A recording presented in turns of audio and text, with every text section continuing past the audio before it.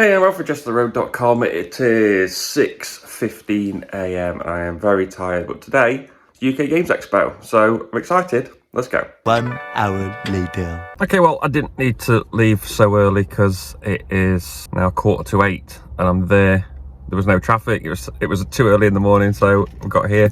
I am definitely not the first here though. The car park is very full, which is why I have a yellow car, so I can find it dead easy in the car park. I'm doing that really cool walk that you get from the car park to the expo centre, which is really nice because it is outside.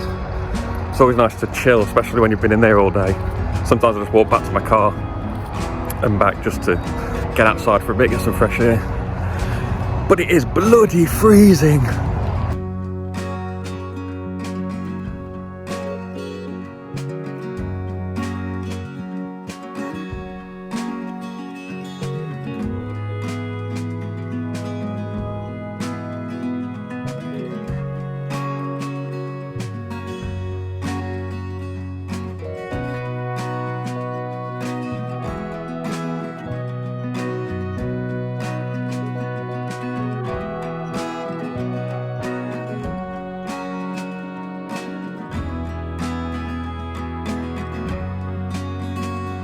First meal of the day is a nice foot-long breakfast from Subway. Luckily, the guy didn't serve me. He was the one who came out the bathroom early and didn't wash his hands. So, thanks for that, Subway. So I've just spent the first 90 minutes walking around, going around all the aisles, looking at all the games, seeing what there is. At the moment, there's only 2 games that I've seen that I actually want to play.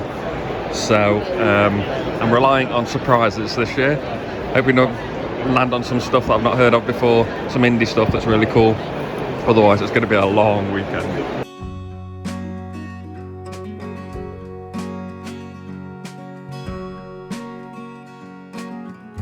So it's now about 12:30. It's starting to get quite busy, as you can see. I still haven't played a game yet. I should probably get on that. Okay, nearly 4 hours and over 16,000 steps later I did finally play a game. I should be more proactive playing games. I just tend to walk past them. I don't know why I do that the first day, but anyway. I got to play Disney's Sorcerer's Arena, I think it's called, where it's one of those 1 versus 1 games where I was Gaston and Ariel, and I was fighting against my opponent who had Aladdin and Mickey Mouse. Of course, it was Mickey Mouse, the Sorcerer's Apprentice Mickey Mouse. And this is one of those games, it's card driven. You draw cards, you play them to move, to attack. You've got a basic move and a basic attack as well. There's some stats, everybody's got special abilities. Ariel's was digging for thingamabobs, which I thought was quite funny, where you just draw a card, and if it's Ariel's you get to keep it, if it's not you can discard it and heal and stuff like that. And there's 3 golden spots in the middle of the board, and if you start that character's turn on that spot you get a point. You also, if you knock out your opponent, they're each worth a number of points depending on how much health they've got, things like that. And whoever's got the most points at the end of the game wins, and it's good fun. It's okay. I think it's a bit of a drowning market with Funkaverse and Unmatched and probably others too many to mention when you think of 1 versus 1 combat games. There's other characters like Sully and Maleficent, and it's good. It's one of those games I'm glad I played at a convention and never have to worry about again. But if Disney's your thing and there's going to be expansions, I guess, then it'd be nice and collectible for you. I come back to my car, as I said I normally do in the day. I didn't really want to today, but I left my drink here. I left my phone charger cable here. My phone battery is nearly dead. And also, I need to drop my bag off because I'm going to the bring and buy. And it says, there's signs, no bags of any type. And even though I've got just a tiny little sling bag, I think I wasn't going to risk it. I wasn't going to ask. I was just going to come here, bring it back, go back, and then have a look at the bring and buy. And then I'm going to play a game called... A few moments later. Joyride. The other thing as well, it is now a lovely 23 degrees. It usually is hot in the day at the expo.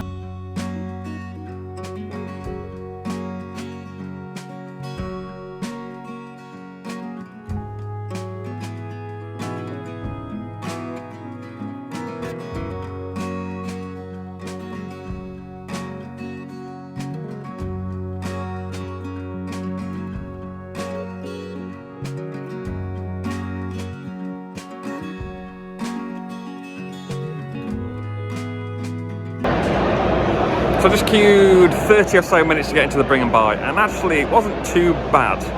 Disorganised, yes. Value, yes. On some, depending on what you want, you could easily spend hundreds of pounds and get some really good deals on a lot of games, even the big like the games and stuff. We're going for pretty decent second-hand prices. If you want Champions of Horror, you can have about 10 copies of that if you want. That seems to be the game that was the most prevalent across all the shelves and stuff, but there's a lot in there. It's all bagged. One of my complaints before is a lot of the boxes were open and bits are everywhere. A lot more people are bagging their games and banding them. It does make it hard for you to look inside and look at the components, but there's plenty of choice. It is cash only. I only had £15, so no Vital Lacerda games for me. But on another day, if I had £300 cash in my pocket, I could have spent it. I wouldn't have spent it, but I could have spent it. So I'm just in Hall 3, down at the end there. That's the Brig and Buy right down at the bottom. And just here, I think this is the cheapest coffee in the building. Now obviously Wetherspoons is a bit cheaper outside of the building. I think Subway's cheaper as well outside of the halls. But if you're in the halls and you want a drink, I think this is still the cheapest one you can get. Another thing as well, there is another cafe next to it that looks quite nice and it's quite empty. And one of the things I wanted to say, I know down at that far corner you can see where that bar site, I can't zoom in because I'm holding the coffee in one hand. I've just spelt it my finger and it really burns. But down the bottom there's some places to eat. There's loads of places to eat in the hallways now. And there's even more outside. There's loads of little shops outside, as well as Wetherspoons and Subway. There's a load more places to eat, which is really good because they do, when there's not enough, obviously they all get busy at the same time. So now there's more choice as well, but obviously there's more space, which is great. First impressions of the hotel. Looks pretty nice. Everyone's pretty chilled. Nice little gazebo vivarium thing over there, whatever they're called. It is the Royal Court Hotel, Coventry, about a 15-minute drive, but it took 20 minutes because there's roadworks, but that's fine. Actually quite nice inside. Okay, moment of truth. Well, it's tiny. Nice view of the roof, bit of the garden, and the car park. Lovely. It's so small. It's perfect though. Okay. Bathroom time. Is it mouldy? It's always the question. No. Beautiful. It'll do. So before I head down to the cafe and get something to eat, because I'm very hungry, I just want to update you on what happened the first day of UK Games Expo and how many steps I've done, because that's all important. So basically I had an appointment to play Joyride. You put your name down on a sheet. They weren't paying attention to that sheet. So I stood there for ages, so I left that. But I did manage to play Kapow from Wise Wizard Games, I believe they're called now. This is one of those games where you roll dice, you assign the dice, and then you attack the other player with those dice. You have different colours that do different things, and you have to match the symbols on your player board behind a screen, and then you reveal them, and then you attack your attack, and the opponents subtract their defence, and that will allow you to deal that much damage. You're trying to kill your opponent, obviously you've got so many life, but the cool thing is you have these dice that you can pop the sides into, so you can customise some of your dice and gain new dice as you're going, a bit like Dice Forge, but kind of 1v1 combat rather than it being a bit more deck buildery. It was fine, it was good fun, but my opponent was clearly just trying to hit me as hard as possible because he wasn't defending very much at all. So I could just smash him, and I killed him in about 3 or 4 turns. Very straightforward. There was all these other different abilities down the side that you could use to re-roll and all those things. You didn't need to worry about that. You just need to smash your opponent. So I played 2 games. I've done 24,500 steps, so I'm 12,000 steps per game. That's not good. I also saw Marvel Dagger was here, which is the new, it looks like Pandemics from Fantasy Flight. I saw it, can't find it. Don't know where it was. I think I might have dreamt it. I'm in the hotel, so I'm being quiet, but it is day 2. It's hotel breakfast time. Okay, one full English breakfast and one bowl of Cocoa Pops later, I am ready to go. And somebody next to me, on the table next to me, had croissants. I don't know where they got them from. I didn't see them. I am gutted. But today's plan is to go straight for Disney's Lorcana and just queue, play it. It'll take as long as it takes. I don't care how long that is. I just want to play it and get it over with because I think it's the game I'm most excited about playing. So that's the start of the day. Let's see how that goes. So I got here 5 minutes early, which in UK Games Expo time is of course 2 hours late. So the Lorcana plan is now tomorrow's plan. New plan, Robot Crest Arena. Oh, it is lovely at Surrey. It's 12 o'clock and I'm hungry and everywhere inside is absolutely rammed. I don't know why I got hungry at 12 o'clock. It's the worst time to get hungry, but 6,000 steps, 2 games, so 1 game per 3,000 steps, which is much better than, and sorry, the reason my camera's so close is because I forgot my microphone, so I'm using the phone's mic. So 2 games I played. I managed to get straight on, went straight to Robot Quest Arena. It wasn't there. They've moved it off the table, replaced it with a different game, so I didn't play that. I managed to get onto Animated, or Disney's Animated, which is a game where you are using an action selector system, the same as Civilization New Dawn and Art Nova, but it's a collaborative one. You're cooperatively trying to defeat Disney villains by completing your own area, and you put these coloured tiles in to ink in the panels on your own personal comic, and then you need to place your acetate characters over the top. That looks cool because it does look like they are jumping out of the page. Looks really cool on that. And then you have to complete a mission by collecting tokens and meeting certain goals by discarding cards so that you can get rid of your own boss. So I was playing Alice in Wonderland. I got rid of the Queen of Hearts and I had the Cheshire Cat as a thing that I could use to help other people. That was really cool. A decent cooperative game, one that I would pick up if I play cooperative games a lot, which I don't really, but it's something to look for in the future. Definitely if I see it on sale, I'll definitely pick it up. Then I got very lucky, so I went to see Marvel Dagger, which I found. I did lose it. I was looking for it yesterday afternoon, couldn't find it, found it again. They were taking bookings at the Asmodee booth. This is a preview booth, so they were taking bookings for time slots. I got there at 10:57. I managed to book in at the 11 o'clock time slots. That was cool. So this is a Marvel game, as you can imagine, but it looks like Pandemic on the board because it's a world map, but it plays like, because it's from Fantasy Flight, it plays more like Eldritch Horror, which is cool. And you're just basically taking actions to move around, defeat villains. You're trying to put out fires while trying to defeat the main villain, which in this case was Loki. I played as Black Widow. It's as standard as you can imagine it is. It's from Fantasy Flight, so you of course roll 8-sided dice. You're trying to roll the right sides in order to get enough successes for the different things you're trying to do, and you're trying to use your abilities to enhance what you can do while also using them to help other people. And you're trying to complete, as I said, put out fires by defeating villains and completing these little side quests before you can complete the main quest and eventually defeat Loki. And that was really good fun. It's £67, which is a lot of money for what is basically another Marvel game in my collection for me personally, alongside Marvel United, which is similar but more fun, but it's not as good a game, but it's more fun. Again, if I see it on sale, maybe I'll pick it up because it was good fun. But for now, I'm heading over to Resort World. I'm going to go over there. I think the Japanese restaurant's closed, which I'm gutted about. But I'm going to Japan in 4 weeks anyway, so I'll probably be alright.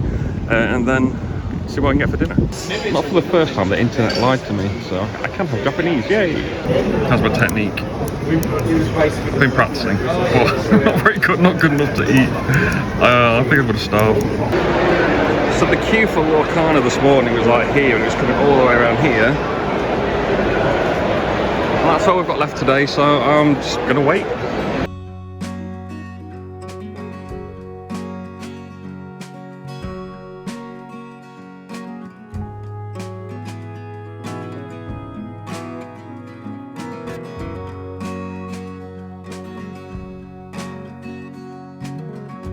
So I spent 20 minutes queuing for Disney Lorcana and played it, and was it good?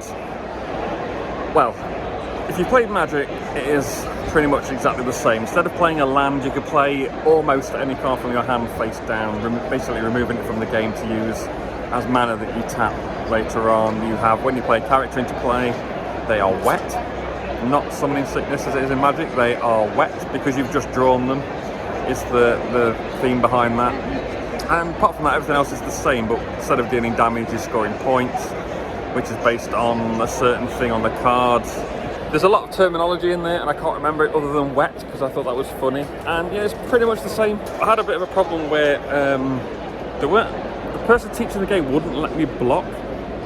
So like in Magic, if a creature attacks you, you want to use one of your available creatures to block them to stop them dealing you damage, which I thought you could do, which wasn't letting me do it, so this guy just stomped me. I don't know why, I don't know if the rules are right. So if you taught the rules right, the game isn't very good, because there's no tactics to it, so it can't be right, it can't be right. So back at my hotel, I've checked the rules, yes. You tap your card to attack, which is exerting the card to go questing, which is how you gain points. And the other player can challenge by exerting or tapping their character, and then they deal damage to each other, just like Magic. So basically, you tap to attack, and then you tap to block. So I could have blocked. I don't know why they didn't let me. It didn't make any sense, but I'm glad you can block. But it looks really nice, and I'm assuming it's going to be massive when everybody's playing it correctly. The fourth game of the day was Starfighter from UK Games, which is a real-time dice game where you're rolling dice to get what you need to put onto your player board, and then you activate those, take turns activating those dice to move your ship around, shoot each other, drop torpedoes that follow the ship, stuff like that. And when you hit people, you damage their shields, or when all the shields are gone, if you hit them in the right place, because you've got shields all around your ship, you start to deal damage, and it was all right. It was good. The best part of it was the 4 ships we played with, because obviously it's a demo at a convention. We played with the 4 basic ships, so they're all the same. On the back of the player board, there are unique ships. Everybody's got a unique ship, and I think that'll make it much better. The board is tiny. There's only, well, there's not many squares. You can see how many spaces are on the board now. But when there's 4 ships on there, it does look quite tight. It looks like you deal lots of damage, so the game should be really quick. But that was okay. It was decent. Start of day 3, the third and final day. No plan today, just play as many games as possible. Oh, yesterday, by the way, 3,500 steps per game, which is fewer steps, more games, which helped my average of 13,000 from Friday. So let's try and beat that today as well, although I forgot to bring my watch cable, so my watch battery's running out, so I won't be able to count the steps as well. But first, the day starts off with the most important thing, breakfast 2, the quest for croissants. So it is Sunday, 9:15, and look how empty it is compared to yesterday. I love Sundays here, and I have begrudgingly given Joyride a second chance, so I'm going to play that now. Okay, it is 11:20 on the Sunday. Come to my favourite coffee place to have a nice coffee and a bit of a lemon drizzle cake. But played 3 games this morning at an impressive 2,000 steps per game, which is a record so far. Sunday's always great. The best thing is the Sunday it's empty. There's barely anyone here compared to Friday and Saturday. Friday was insane for a Friday. But it's empty. It's brought another problem with it, is that it is bloody freezing in here. It's so cold. Everybody's putting their jackets on. I left mine in the car, keep rubbing my arms. So the first game I played today was Joyride, and in that you are controlling a car racing around a track, going through gates. When you go through a gate, you get a weapon, and you can shoot things, shoot missiles, drop oil, try to damage your opponent. And the main mechanism is with dice, so you will change your gear, and your gear determines how many dice you can roll. The dice are D3s, basically 1, 2 and 3 on this, twice each on 6-sided dice. And you move that many spaces, you can ram all the cars, push all the cars out of the way and kind of twist them around so they're going to not be facing the way they want to. When you deal damage, you put the damage tokens in the dice placement spaces. So if you take a damage, you put it in your 5th gear, that means you can't go into 5th gear for the rest of the game, and you can't roll all 5 dice, so you're not going to be able to move in a straight line. Although we played on a smaller board for a 2-player game, so 5 dice was probably not needed anyway. But yeah, it was good fun. It's going to Kickstarter, worth one looking out for. There's a few problems with some of the rules and some of the graphic design, but they will be sorting that out obviously before they've got time to do that before the game releases. And the second game I played on Sunday was Hues and Cues, which is a bit of an older game, but one I've been interested in. You have this board with all the different shades of different colours on. You have a card with 4 different colours from all over the board. You give a 1-word clue to get people to place a marker on that specific square on the board. Once everybody's placed a marker, you then give a 2-word clue, and there's obviously rules like you can't just say the colour, you can't say bright, dark, and things like that. There's a whole list of things you can and can't say. And after everybody's placed 2 tokens, after you give your 2 clues, you put this little grid over it. If they're bang in the middle of the grid, they get 3 points. If they're in the 8 squares around the correct answer, they get 2 points. If they're on just on 1 space on the outside of the grid, they get 1 point each. And the player giving the clues gets 1 point for every cone within the little grid thing that they put down.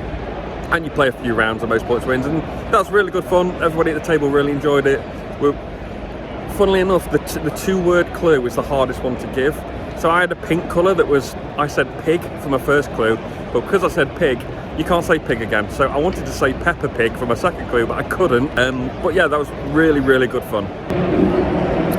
And the third game I played today was another game coming to Kickstarter called Curse Words. And this is a game where you have 2 clue cards, and there are questions like what you look like naked was one of mine. I can't remember what the other one was. And what you do is you draft letter cards. So you'll have a handful of, I think it's 8 cards with different letters on them. And then you make a word up, you place those cards face down to make the word you've made up. And then you'll take turns revealing 1 card at a time from your word. If somebody can guess what the word is, they'll score a point card for it. And generally it's related to the clue that you were given. So mine was what I look like naked. I was dealt an X and a wild card, so I thought I'll see if I can get sexy. I managed to pull sexy out. And then after you've guessed everybody's words or tried to guess everyone's words, you then will take one of the points cards and 3, 2, 1, give it to the person who you think's done the best or funniest word. And then after several rounds, whoever's got the most points, you keep all your letters. All your letters are worth points. Obviously my X was worth a lot of points because it's harder to use. And you get the cards worth points for people voting for you. And if you got somebody's word right with the first guess, and whoever's got those points wins. And it is a lot of fun. It's one of those games that you probably are skewed towards more adult words, which makes it a perfect game for me. I love it. I love to make games like Chode and Dilf. It's much better than games like Paperback, where you're just doing the same boring words over and over. But yeah, this was really good fun. To check that out on Kickstarter. That's Curse Words. You know, between £7 and £16 per card. This is absolutely raking it in here. Anyway, I'm back to the car because I bought these lovely pieces of artwork. Got a nice little Infinity Gauntlet. A lovely Firefly logo from Last of Us. There you go on the wall. She's taking commissions. And I'm going to get her to do an Avril Lavigne one. So I get my 3 favourite things. So the one time I was going to cheat and take the bus, the bus came and they said, oh, we're not picking up, get the next one. And then we've just been told that they're not going to that bus stop anymore. It's not worth cheating, don't cheat, it's bad for you. So after that walk to the car and then the cheeky bus trip back, my steps per game is now up to 3,000. I played another. I played Outrun the Bear, in which you are trying to, well, outrun a bear. But you're doing, it's like a take that game where you have a character on the board and each character has their own ability. And on your turn you use the ability of the land that you're on. So if you start on water, you move forward 1 space for free. If you're on a picnic bench, you can discard a card and draw a card and things like that. And then you could either play a card from your hand or move. Some of the cards that you play from hand let you move. And then once everybody's moved, the bear will move depending how far the furthest person ahead on the board is. And there's these number of bear paws. And you reveal cards from the discard pile that all have the different values on, and the bear will move that many spaces. If it overtakes one player, it will stop and that player is eliminated, and the last surviving player is the winner. And it was good fun. It was really good fun. I got munched on very, very quickly. Not a great game for me there, but it's one of those really nice just take that games that's really light and easily playable, and I can see a lot of people really enjoying it. And yeah, it was good fun. That is Outrun the Bear. I'm definitely calling the bathroom the ablution room from now on. Some of the street kitchen. This is in the halls of the NEC. And continuing my Japanese food week, I've gone for chicken teriyaki ramen. It smells nice, it looks nice. Can't wait to dig in. Well, I managed to get to the final day without spending much money at all. On top of those 2 prints that I got to commission one of Avril Lavigne for me, so that'll be sent through the post, and I'll post that on Instagram when I get that. And I've actually bought a game. I'm continuing my trend of buying 1 solo player game at every UK Games Expo. And I went with Final Girl, which is a game I did actually want to play. I kept putting off getting it, but it's where you're playing a survivor and you're trying to escape a monster. And I also got the Big Bad Wolf story for it, which is apparently the easiest one. So you've got to escape the werewolf in the woods, and then also because there was a deal on, I'm assuming this is the worst selling game because you got money off it. There was, I don't know how you pronounce that, Inkanyamba, where you are escaping.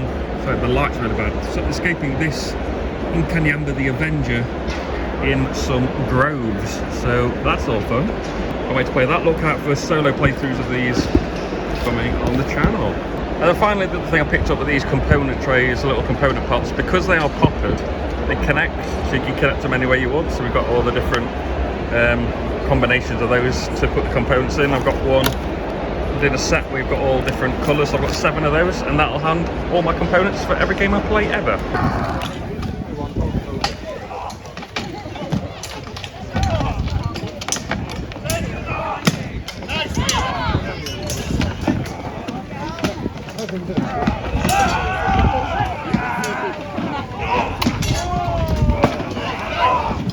So I was just editing the video and realised I hadn't done a sign-off. I just have to say as well that I was given free access to the event by UK Games Expo, but I wasn't paid to go there. So it is a really fun event as always. It's much better than it was 2 years ago when there was reduced tables for obvious reasons, but there didn't seem to be reduced capacity, which meant there was a lot more people than there were game space available. It's always difficult at a convention, but 2 years ago was insane and I didn't really enjoy it, and I didn't go last year partly because of that, but I'm back this year. I'm back into it. I really enjoyed it this year. Didn't play many games, and I didn't play many good games. I think they're all average, but I had a really good time. So if you've never been, then please go. If you've got any questions, feel free to ask. Go to JestaThaRogue.com. I have done one of my top blog articles is tips for visiting UK Games Expo, which I'm about to update with new information once I've edited this video. And so yeah, everyone, thanks for watching. Remember to like, share, subscribe, and I'll see you soon.